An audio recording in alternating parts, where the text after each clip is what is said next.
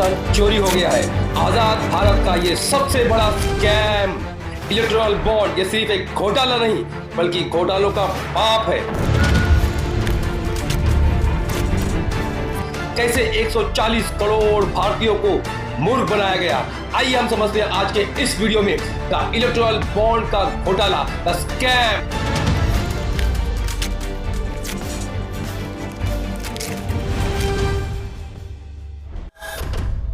Electoral bond जो 2017 में लाया गया था, जब से ये विवाद में है। बड़े बड़े वरिष्ठ वकील और इंटेलेक्चुअल्स का ये मानना था कि ये एक फ्रॉड है, ये सरकार की वो नीति है जो काला धन अपने सिस्टम में लाके सिस्टम को भ्रष्ट करना चाहती है, लोगों से काला धन अपने पास लाना चाहती है। तो ये कंटिन्यूस तौर पर विवाद में था। सरकार की यह मंशा थी कि लोगों का पैसा लाखों करोड़ों रुपया कंपनीज के पास से, इंडिविजुअल के पास से हमारे पास आ जाए और लोगों को यानी देश को और देश की जनता को इसका पता न चले। और इस पे सुप्रीम कोर्ट ने संज्ञान लेते हुए इसे इलेक्टोरल बॉन्ड को कंटिन्यूस तौर पर कंप्लीटली इल्लीगल घोषित किया। सुप्रीम कोर्ट ने कहा कि इलेक्टोरल बॉन्ड ये गैर कानूनी है, ये इल्लीगल है, ये फ्रॉड है, ये स्कैम किया गया है। आगे बढ़ते हुए सुप्रीम कोर्ट ने स्टेट बैंक ऑफ इंडिया को आदेश दिया और सख्त लहजे में कहा कि पूरा जो डेटा आपके पास है इलेक्टोरल बॉन्ड का वो सार्वजनिक किया जाए। लेकिन स्टेट बैंक ऑफ इंडिया ने आनाकानी की, हमें वक्त लगेगा, यह आसान चीज नहीं है, हम जल्दी कर नहीं पाएंगे, कम से कम हमें 4 माह का वक्त लगेगा। सुप्रीम कोर्ट ने कहा नहीं, कुछ नहीं, आपको इमीडिएटली पूरा डेटा जो भी आया हुआ है इलेक्टोरल बॉन्ड का वो आपको सार्वजनिक करना होगा। और state bank of India continuous तौर पर बहानेबाजी कर रहा था, अवॉइड कर रहा था, टाइम मांग रहा था, वक्त मांग रहा था, ताकि जो उसमें नाम है, जो उसमें चीजें हैं वो गुप्त रखी जाए। अब जाहिर सी बात है स्टेट बैंक ऑफ इंडिया पे किसी ना किसी का दबाव होगा, जाहिर सी बात है सरकार का दबाव होगा। सरकार नहीं चाहती थी कि ये इलेक्टोरल बॉन्ड का मामला सार्वजनिक हो, क्योंकि इससे मालूम पड़ जाएगा किसने कितना पैसा कौन सी पार्टी को दिया है और कब कब दिया है।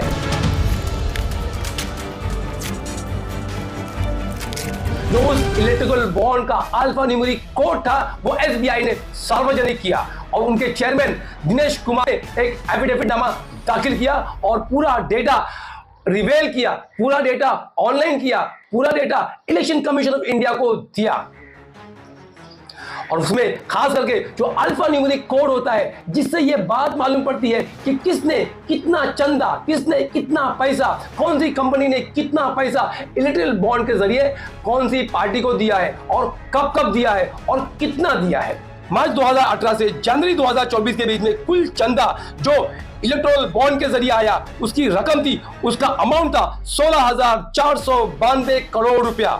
सबसे ज्यादा चंदा जिस पार्टी को मिला वो है भारतीय जनता पार्टी, जिसे 8,252 करोड़ रुपए का चंदा मिला। दूसरे नंबर पर कांग्रेस, जिसे 1,952 करोड़ रुपए का चंदा मिला। तीसरे नंबर पर ममता बनर्जी की टीएमसी पार्टी, जिसे 1,705 करोड़ का चंदा मिला। चौथे नंबर पर बीआरएस, जिसे 1,408 करोड़ रुपए का चंदा मिला। और पांचवें नंबर पर बीजेडी, जिसे 1,020 करोड़ रुपए का चंदा मिला। और छठे नंबर पर डीएमके, जिसे 677 करोड़ रुपए का चंदा मिला। ये तमाम वो पैसे हैं जो इलेक्टोरल बॉन्ड के जरिए अलग अलग पार्टियों को दिए गए। जो तमाम डोनर्स हैं जिन्होंने ये चंदा दिया, ये इलेक्टोरल बॉन्ड के जरिए दिया। पार्टियों को इसके अलावा भी चंदा आता है, वो आता है इलेक्टोरल ट्रस्ट के जरिए। 2018 से 2023 के बीच में बीजेपी को इलेक्टोरल ट्रस्ट के जरिए 1,245 करोड़ रुपए का चंदा मिला। वहीं कांग्रेस को सिर्फ 135 करोड़ रुपए का चंदा मिला। पॉलिटिकल पार्टीज को पर्सनल डोनेशन भी मिलता है, तो बीजेपी को 3,337 करोड़ का डोनेशन मिला और वहीं कांग्रेस को 535 करोड़ रुपए का डोनेशन मिला। अगर आप ये पूरी रकम को जोड़ देंगे तो बीजेपी को 2018 से लेके 2024 के बीच में 12,800 करोड़ रुपए का चंदा मिला और वहीं कांग्रेस को 2,622 करोड़ रुपए का चंदा मिला। तो सोचिए आप, ये चंदे का धंधा किस प्रकार से चल रहा है सिस्टम में। और ये पॉलिटिकल पार्टियां जो बात करती हैं ब्लैक मनी की, सिस्टम को वाइट करने की और सिस्टम को स्मूथ करने की, सिस्टम में पारदर्शिता लाने की, बोलो बार बार झूठ बोलो। ये और बात है कि इलेक्टोरल बॉन्ड का 50% से ज्यादा रकम बीजेपी को मिली, लेकिन और पार्टियों को भी चंदा मिला। मतलब हर एक पार्टी जो पावर में आती है वो चाहती है कि उसके पास चंदा आए, और लोग यानी individual, companies, multimillionaires, billionaires, business tycoons ये चंदा क्यों देते हैं? सरकार को फंडिंग क्यों करते हैं? इलेक्शन में पैसा क्यों लगाते हैं? जाहिर सी बात है कि उसके बाद में उन्हें ठेका मिले, उन्हें बड़े बड़े गवर्नमेंट कॉन्ट्रैक्ट मिले, उन्हें बड़े बड़े गवर्नमेंट के जॉब्स मिले, और जो गवर्नमेंट की पॉलिसीज होती है वो उन कंपनियों के मुताबिक बनाई जाए ताकि उन्हें बिजनेस करने में आसानी हो, और वो बाद में जितना चंदा दिए हैं वो सूद के साथ में वसूले और खूब धन कमाए, खूब माल कमाए, खूब नोट कमाए at the cost of the people of the country. चंदा दो धंधा लो, यानी प्रीपेड सिस्टम कि पहले से आप बिल भर दो और उसके बाद में आपका बैलेंस आपको आ जाएगा। तो इसी तरीके से एक सिस्टम है कि चंदा दो धंधा लो। तो जैसे हमने इलेक्टोरल बॉन्ड में देखा ना, कितनी कंपनीज ने जिन्होंने बीजेपी को चंदा दिया, उसके बाद में उन्हें बड़े बड़े कॉन्ट्रैक्ट मिल गए, बड़े बड़े प्रोजेक्ट मिल गए। और दूसरा हम इसे कह सकते हैं पोस्टपेड, कॉन्ट्रैक्ट लो रिश्वत दो, यानी हम आपको कॉन्ट्रैक्ट देंगे, बड़े बड़े प्रोजेक्ट देंगे, गवर्नमेंट के काम देंगे, और फिर आपको हमें रिश्वत देनी होगी, आपको हमें कमीशन देना होगा, आपको हमें उसमें से हमारा शेयर देना होगा। यानी कि यही तो बात है ना कि कॉन्ट्रैक्ट लो और पैसा दो। तीसरे नंबर पे आता है कि इन बड़ी बड़ी कंपनीज पे आप रेड कराओ, ईडी के द्वारा, इनकम टैक्स के द्वारा, सीबीआई के द्वारा आप रेड कराओ, फिर इन्हें प्रोटेक्ट करने के लिए इनसे पैसा वसूलो। मतलब कि हम आपको परेशान करेंगे, आपको डराएंगे, धमकाएंगे, ईडी के थ्रू, इनकम टैक्स के थ्रू, सीबीआई के थ्रू आपको सताया जाएगा, आपको टॉर्चर किया जाएगा, हो सके तो आपको जेल में भी डाल दिया जाएगा। उसके एवज में आपको हमें पैसा देना पड़ेगा। तो पहले डराओ और फिर उससे पैसा वसूलो। ये एक सिस्टम पॉलिटिकल पार्टीज का चल रहा है फिल वक्त। और चौथा जो सिस्टम है पैसे वसूली का, वो शेल कंपनी द्वारा, यानी एक छोटी छोटी कंपनी, एक फ्रॉड कंपनी, जो कंपनी का कोई वजूद नहीं, कोई अस्तित्व नहीं, कोई इसकी जमीन नहीं, कोई ऑफिस नहीं, लेकिन उन कंपनीज के थ्रू पैसा भेजो और डायरेक्टली हमारे अकाउंट में पैसा डलवाओ। तो ये चौथा सिस्टम है पैसे वसूली का, शेल कंपनियों के थ्रू, जो इस इलेक्ट्रोल बॉन्ड में हुआ। जो ये डेटा सार्वजनिक हुआ है एसबीआई का, इससे ये साफ तौर पे मालूम पड़ता है कि किस तरीके से, किस लेवल का और कितनी मोटी रकम का फ्रॉड हुआ है। 38 कॉर्पोरेट ग्रुप को 179 कॉन्ट्रैक्ट दिए गए हैं, गवर्नमेंट ऑर्डर्स दिए गए हैं, गवर्नमेंट प्रोजेक्ट दिए गए हैं। इससे एक बात तो साफ है ना कि आप चंदा दो और काम लो, चंदा दो कॉन्ट्रैक्ट लो, चंदा दो और गवर्नमेंट के कॉन्ट्रैक्ट, गवर्नमेंट के बड़े बड़े प्रोजेक्ट लो। ये एक सिस्टम चल रहा है पैसा वसूली का, यानी कि चंदा दो धंधा लो, प्रीपेड घूस। दूसरा रास्ता है ठेका लो घूस दो। ये पोस्ट पेड हुआ, यानी कि पहला आपको कॉन्ट्रैक्ट मिलता है और कॉन्ट्रैक्ट मिलने के बाद आप रिश्वत देते हैं, तो ये पोस्ट पेड हुआ। तीसरा रास्ता है हफ्ता वसूली,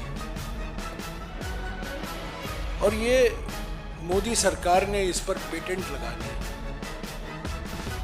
हफ्ता वसूली के माने क्या है? ये पोस्ट पेड नहीं, ये पोस्ट रेड है।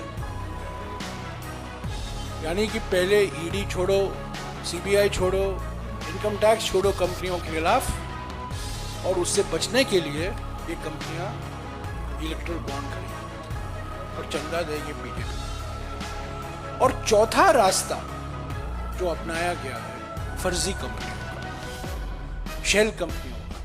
बार बार प्रधानमंत्री लंबे लंबे भाषण करते थे 2014 में पार्लियामेंट में और पार्लियामेंट के बाहर कि मैं फर्जी कंपनी को बंद कर दूंगा, फर्जी कंपनियों के खिलाफ हूं। पर फर्जी कंपनियों का भरपूर इस्तेमाल किया गया है इस कॉर्पोरेट डोनेशन, कॉर्पोरेट बॉन्ड घोटाले में। हेडलाइन क्या है इस घोटाले का? बड़े तौर से 38 कॉर्पोरेट ग्रुप हैं, कंपनी नहीं, कॉर्पोरेट ग्रुप। एक कॉर्पोरेट ग्रुप में 10 कंपनियां हो सकती हैं, 15 कंपनियां हो सकती हैं, 20 कंपनियां हो सकती हैं। यहाँ की कॉर्पोरेट समूह जिसके मालिक एक है, 38 कॉर्पोरेट ग्रुप हैं जिनको 179 कॉन्ट्रैक्ट ये पिछले 6 सालों में 179 कॉन्ट्रैक्ट मिले हैं बीजेपी सरकार से, हमारे मोदी सरकार से। सुप्रीम कोर्ट ने संज्ञान लेते हुए ये मामले में दखल ली और एसबीआई को आदेश दिया और ये डेटा सार्वजनिक हुआ। नहीं तो शायद ये मामला, ये बात, इतना बड़ा फ्रॉड, इतना बड़ा स्कैम, इलेक्टोरल बॉन्ड का इतना बड़ा स्कैम शायद हम जनता के सामने, भारतवासी के सामने कभी नहीं आता। पहले इलेक्टोरल बॉन्ड का एक रूल था कि जो भी कंपनी चंदा देना चाहेगी वो 7.5% अपने प्रॉफिट का देगी, वो भी एवरेज प्रॉफिट। पिछले 3 माह का जो एवरेज प्रॉफिट होगा 7.5%, सिर्फ उतना ही चंदा उस प्रॉफिट का देगी। लेकिन ये गवर्नमेंट ने उस सिस्टम को चेंज किया कि कोई कंपनी कितना भी चंदा दे सकती है और इसीलिए इसको गुप्त रखा गया ताकि कौन कितना चंदा दे रहा है, कौन कितना पैसा दे रहा है, कौन कितनी रकम दे रहा है और वो रकम कहां से आ रही है, ये लोगों को इसकी जानकारी ना हो। साउथ के एक शरद चंद्र रेड्डी जो शराब माफिया है, जिन्हें लिकर किंग कहा जाता है, उन्हें ईडी अरेस्ट करती है, उन्हें ईडी उठा के जेल में डाल देती है और उन पे कार्रवाई चलती है। फिर वही शरद चंद्र रेड्डी इलेक्टोरल बॉन्ड के जरिए 5 करोड़ रुपया चंदा बीजेपी को देता है और उसके बाद में क्या होता है, उसे बेल मिल जाती है। हेल्थ ग्राउंड पे, मेडिकल ग्राउंड पे क्या बहाना कि उसकी पीठ में दर्द है। सोचिए कि पीठ में दर्द होने के कारण, पीठ में तकलीफ होने के कारण उसे बेल मिल जाती है और ताज्जुब वाली बात है, ईडी अपोज नहीं करती। ये वही शरद चंद्र रेड्डी है जिसकी गवाही पे मनीष सिसोदिया गिरफ्तार हुए, संजय सिंह अरेस्ट हुए और आज अरविंद केजरीवाल को अरेस्ट किया गया। दिल्ली के सीएम अरविंद केजरीवाल को उठा के जेल में डाल दिया गया।